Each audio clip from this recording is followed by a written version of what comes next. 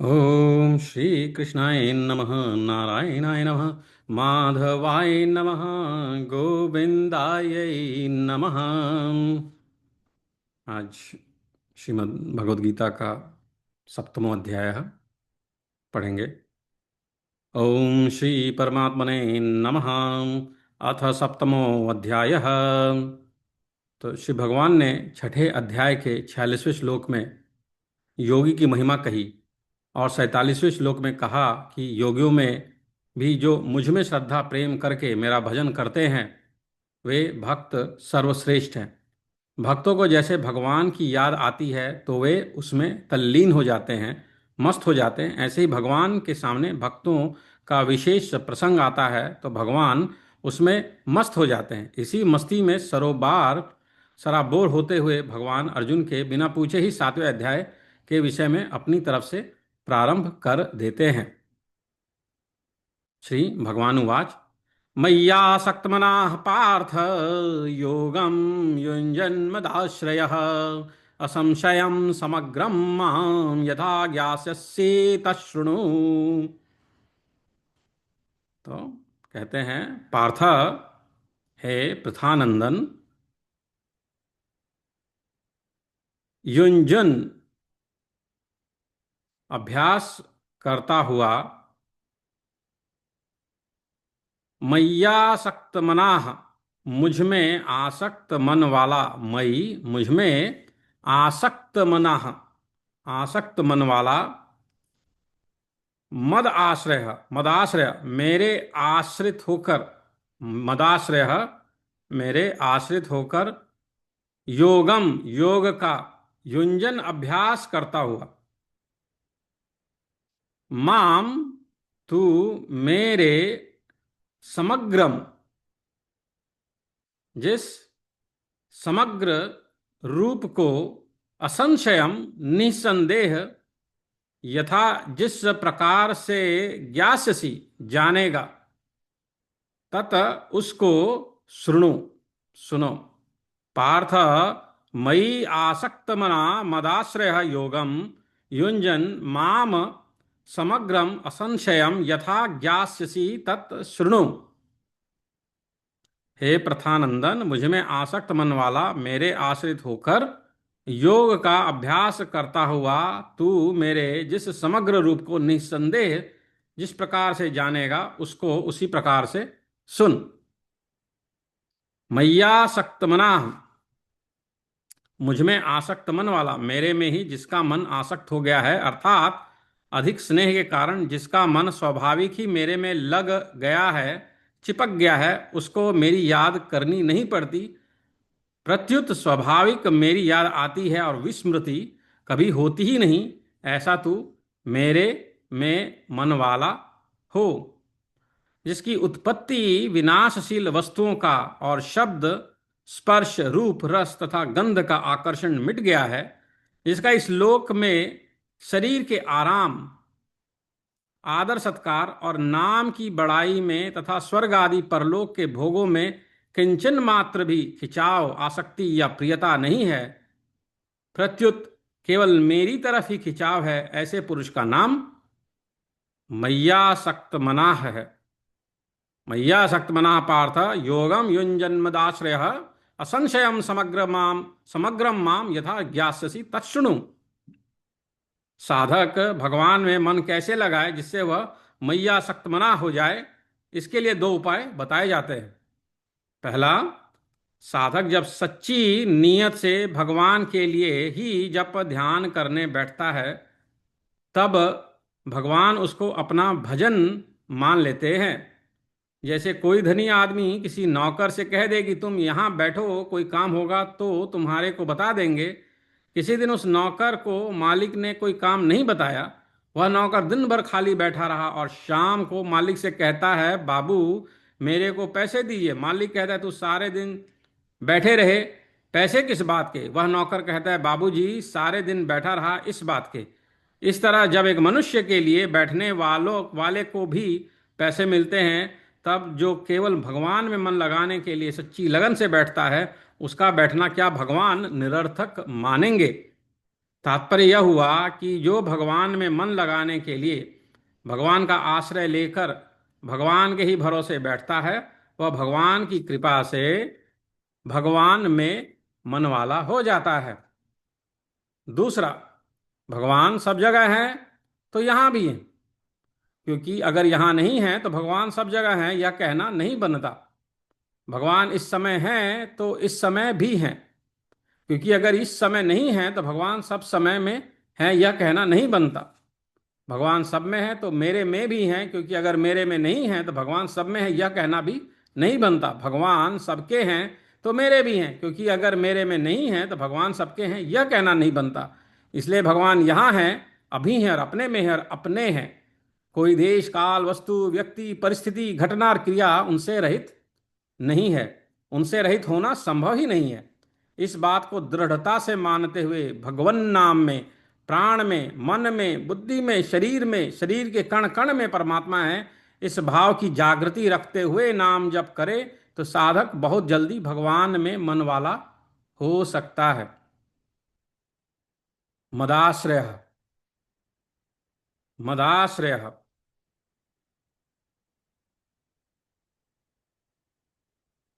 मेरे में आश्रित होकर मय्यासक्त मनाः पार्थ योगम युञ्जन्मदाश्रय असंशयम समग्रम माम यथा ज्ञास्यसि तत् शृणु। मदाश्रय, जिसका केवल मेरी ही आशा है, मेरा ही भरोसा है, मेरा ही सहारा है, मेरा ही विश्वास है, और जो सर्वथा मेरे ही आश्रित रहता है, वह मदाश्रय है। किसी ना किसी का आश्रय लेना इस जीवन का स्वभाव है। परमात्मा का अंश होने से यह जीव अपने अंशी को ढूंढता है, परंतु जब तक इसके लक्ष्य में, उद्देश्य में परमात्मा नहीं होते, तब तक यह शरीर के साथ संबंध जोड़े रहता है और शरीर जिसका अंश है उस संसार की तरफ खिंचता है। वह यह मानने लगता है कि इससे ही मेरे को कुछ मिलेगा, इससे ही मैं निहाल हो जाऊंगा, जो कुछ होगा वह संसार से ही होगा। परंतु जब यह भगवान को ही सर्वोपरि मान लेता है, तब यह भगवान में आसक्त हो जाता है और भगवान का ही आश्रय ले लेता है।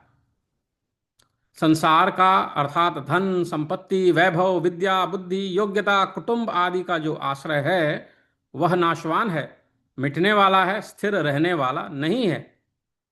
वह सदा रहने वाला नहीं है और सदा के लिए पूर्ति और तृप्ति कराने वाला भी नहीं है। परंतु भगवान का आश्रय कभी किंचन मात्र भी कम होने वाला नहीं है, क्योंकि भगवान का आश्रय पहले भी था, अभी भी है और आगे भी रहेगा। अतः आश्रय केवल भगवान का ही लेना चाहिए, केवल भगवान का ही आश्रय अवलंबन आधार सहारा हो। इसी का वाचक यहाँ मदाश्रय पद है। भगवान कहते हैं कि मन भी मेरे में आसक्त हो जाए और आश्रय भी मेरा हो। मन आसक्त होता है प्रेम से और प्रेम होता है अपनेपन से। आश्रय लिया जाता है बड़े का, सर्व समर्थक का। सर्व समर्थ तो हमारे प्रभु ही हैं, इसलिए उनका ही आश्रय लेना है और उनके प्रत्येक विधान में प्रसन्न होना है कि मेरे मन के विरुद्ध विधान भेजकर प्रभु मेरी कितनी निगरानी रखते हैं, मेरा कितना ख्याल रखते हैं कि मेरी सम्मति लिए बिना ही विधान करते हैं। ऐसे मेरे दयालु प्रभु का मेरे पर कितना अपनापन है। अतः मेरे को कभी किसी वस्तु व्यक्ति परिस्थिति आदि की किंचन मात्र भी आवश्यकता नहीं है। इस प्रकार भगवान के आश्रित रहना ही मद आश्रय है। योगम युंजन, योगम युंजुन मय्यासक्त मनाः पार्थ योगम युंजन मदाश्रय असंशयम समग्रम माम यथा ज्ञास्यसि तत् शृणु। योगम, योग का, युंजन अभ्यास करता हुआ। भगवान के साथ जो स्वतः सिद्ध अखंड संबंध है, उस संबंध को मानता हुआ तथा सिद्धि असिद्धि में सम रहता हुआ, एक जैसा रहता हुआ साधक जप ध्यान कीर्तन करने में, भगवान की लीला और स्वरूप का चिंतन करने में स्वाभाविक ही अटल भाव से लगा रहता है। उसकी चेष्टा स्वाभाविक ही भगवान के अनुकूल होती है। यही योगम युंजन कहने का तात्पर्य है। जब साधक भगवान में ही आसक्त मन वाला और भगवान के ही आश्रय वाला होगा, तब वह अभ्यास क्या करेगा, कौन सा योग करेगा? वह भगवत संबंधी अथवा संसार संबंधी जो भी कार्य करता है वह सब योग का ही अभ्यास है। तात्पर्य यह है कि जिससे परमात्मा का संबंध हो जाए वह लौकिक या पारमार्थिक काम करता है, और जिससे परमात्मा का वियोग हो जाए वह काम नहीं करता। असंशयम समग्रम माम, असंशयम समग्रम माम यथा ज्ञाससी तत्शृणु। असंशयम समग्रम माम, जिसका मन भगवान में आसक्त हो गया है, जो सर्वथा भगवान के आश्रित हो गया है और जिसने भगवान के संबंध को स्वीकार कर लिया है, ऐसा पुरुष भगवान के समग्र रूप को जान लेता है। अर्थात सगुण निर्गुण, साकार निराकार, अवतार अवतारी और शिव गणेश सूर्य विष्णु आदि जितने रूप हैं उन सबको वह जान लेता है। भगवान अपने भक्त की बात कहते कहते अघाते नहीं है और कहते हैं कि ज्ञान मार्ग से चलने वाला तो मेरे को जान सकता है और प्राप्त कर सकता है, परंतु भक्ति से तो मेरा भक्त समग्र रूप को जान सकता है और इष्ट का अर्थात जिस रूप से मेरी उपासना करता है उस रूप का दर्शन भी कर सकता है। यथा ज्ञाससी तष्णु, यहां यथा पद से प्रकार बताया गया है कि तू जिस प्रकार जान सके वह प्रकार भी कहूंगा, और तत्व पद से बताया गया है कि जिस तत्व को तू जान सकता है उसका मैं वर्णन करता हूं, तू सुन। छठे अध्याय के 47वें श्लोक में श्रद्धावान भजते यो माम स में युक्त तमो मतः पदों में प्रथम पुरुष वह का प्रयोग करके सामान्य बात कही थी, और यहां 7वां अध्याय आरंभ करते हुए यथा ज्ञाससी तत्शृणु पदों में मध्यम पुरुष तू का प्रयोग करके अर्जुन के लिए विशेषता से कहते हैं कि तू जिस प्रकार मेरे समग्र रूप को जानेगा वह मेरे से सुन। इससे पहले के 6 अध्यायों में भगवान के लिए समग्र शब्द नहीं आया है। चौथे अध्याय के 23वें श्लोक में यज्ञया चरतः कर्म समग्रम प्रविलीयत यते पदों में कर्म के विशेष गण के रूप में समग्र शब्द आया है, और यहां समग्र शब्द भगवान के विशेषण के रूप में आया है। समग्र शब्द में भगवान का तात्विक स्वरूप सबका सब आ जाता है, बाकी कुछ नहीं बचता। तो विशेष बात यह है कि इस श्लोक में आसक्ति केवल मेरे में ही हो, आश्रय भी केवल मेरा ही हो, फिर योग का अभ्यास किया जाए तो भी मेरे समग्र रूप को जान लेगा। ऐसा कहने में भगवान का तात्पर्य है कि अगर मनुष्य की आसक्ति भोगों में है और आश्रय रूप पैसे कुटुंब आदि का है तो कर्म योग, ज्ञान योग, ध्यान योग आदि किसी योग का अभ्यास करता हुआ भी मेरे को नहीं जान सकता। मेरे समग्र रूप को जानने के लिए तो मेरे में ही प्रेम हो, मेरा ही आश्रय हो, मेरे से किसी भी कार्य पूर्ति की इच्छा ना हो, ऐसा होना चाहिए और ऐसा नहीं होना चाहिए। इस कामना को छोड़कर भगवान जो करते हैं वही होना चाहिए और भगवान जो नहीं करना चाहते वह नहीं होना चाहिए। इस भाव से केवल मेरा आश्रय लेता है वह मेरे समग्र रूप को जान लेता है। इसलिए भगवान अर्जुन को कहते हैं कि तू मैया सक्त मनाह और मदाश्रय हो जा। मैया सक्त मनाह और मदाश्रय हो जा। परमात्मा के साथ वास्तविक संबंध का नाम योगम है। परमात्मा के साथ वास्तविक संबंध का नाम योगम है और उस संबंध को अखंड भाव से मानने का नाम, उस संबंध को अखंड भाव से जानने का नाम, मानने का नाम युंजन है। अखंड भाव से मानने का नाम युंजन है। और तात्पर्य यह है कि मन बुद्धि इंद्रियां आदि के साथ संबंध मानकर अपने में मैं रूप से जो एक व्यक्तित्व मान रखा है उसको न मानते हुए परमात्मा के साथ जो अपनी वास्तविक अभिन्नता है उसका अनुभव करता रहे। वास्तव में योगम युंजन की इतनी आवश्यकता नहीं है जितनी आवश्यकता संसार की आसक्ति और आश्रय छोड़ने की है। संसार की आसक्ति और आश्रय छोड़ने से परमात्मा का चिंतन स्वतः स्वाभाविक होगा और संपूर्ण क्रियाएं निष्काम भाव पूर्वक होने लगेंगी। फिर भगवान को जानने के लिए उसको कोई अभ्यास नहीं करना पड़ेगा। इसका तात्पर्य यह है कि जिसका संसार की तरफ खिंचाव है और जिसके अंतःकरण में उत्पत्ति विनाशशील वस्तुओं का महत्व बैठा हुआ है वह परमात्मा के वास्तविक स्वरूप को नहीं जान सकता, कारण कि उसकी आसक्ति कामना महत्ता संसार में है, जिससे संसार में परमात्मा के परिपूर्ण रहते हुए भी वह उनको नहीं जान सकता। मनुष्य का जब समाज के किसी बड़े व्यक्ति से अपनापन हो जाता है तब उसको एक प्रसन्नता होती है। ऐसे ही जब हमारे सदा के हितैषी और हमारे खास अंशी भगवान में आत्मीयता जागृत हो जाती है तब हरदम प्रसन्नता रहते हुए एक अलौकिक विलक्षण प्रेम प्रकट हो जाता है। फिर साधक स्वाभाविक ही भगवान में मन वाला और भगवान के आश्रित हो जाता है। शरणागति के पर्याय: आश्रय, अवलंबन, अधीनता, प्रपत्ति और सहारा, ये सब शब्द शरणागति के पर्यायवाचक होते हुए भी अपना अलग अर्थ रखते हैं। जैसे आश्रय, जैसे हम पृथ्वी के आधार के बिना जी ही नहीं सकते और उठना बैठना आदि कुछ कर ही नहीं सकते, ऐसे ही प्रभु के आधार के बिना हम जी नहीं सकते और कुछ भी कर नहीं सकते। जीना और कुछ भी करना प्रभु के आधार से ही होता है, इसलिए आश्रय कहते हैं। इसलिए आश्रय कहते हैं। अवलंबन, जैसे किसी के हाथ की हड्डी टूटने पर डॉक्टर लोग उस पर पट्टी बांधकर उसको गले के सहारे लटका देते हैं तो वह हाथ गले के अवलंबित हो जाता है। ऐसे ही संसार से निराश और अनाश्रित होकर भगवान के गले पड़ने अर्थात भगवान को पकड़ लेने का नाम जो है अवलंबन है। अधीनता, अधीनता दो तरह से होती है। कोई हमें जबरदस्ती से अधीन कर ले या पकड़ ले और हम अपनी तरफ से किसी के अधीन हो जाएं और उसके दास बन जाएं।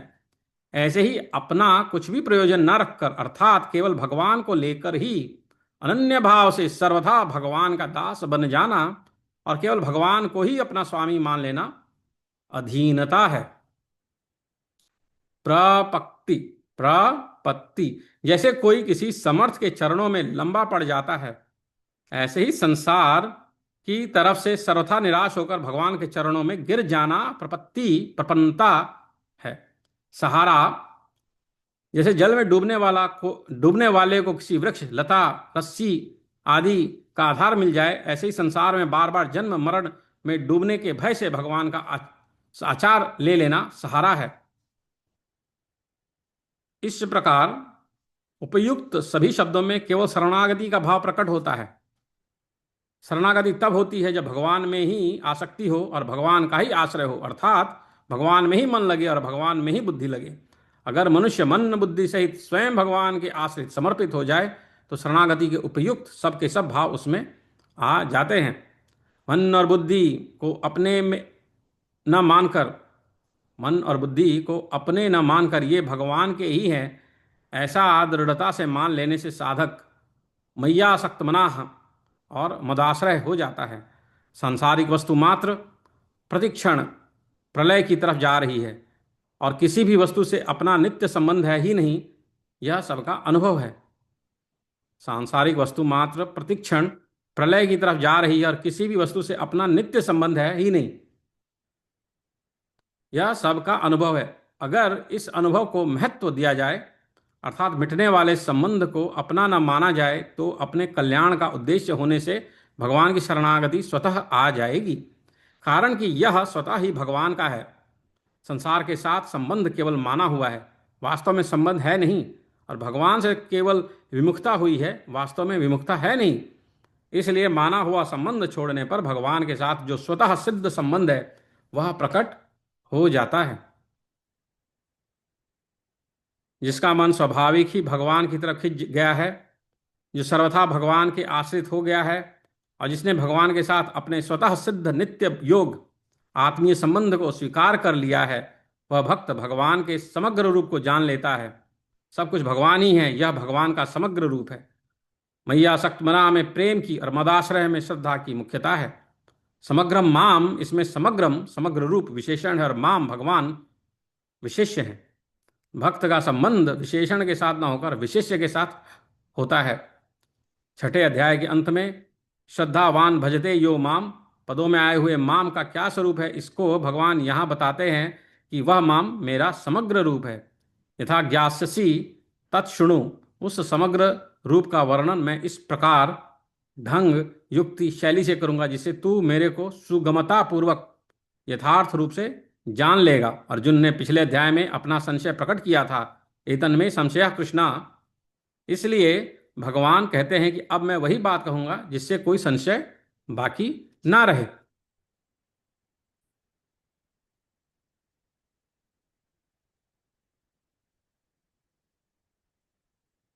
मय्यासक्त मना पार्थ योगम युञ्जन्मदाश्रय असंशयं समग्रं मां यथा ज्ञास्यसि तच्छृणु। हरि ओम।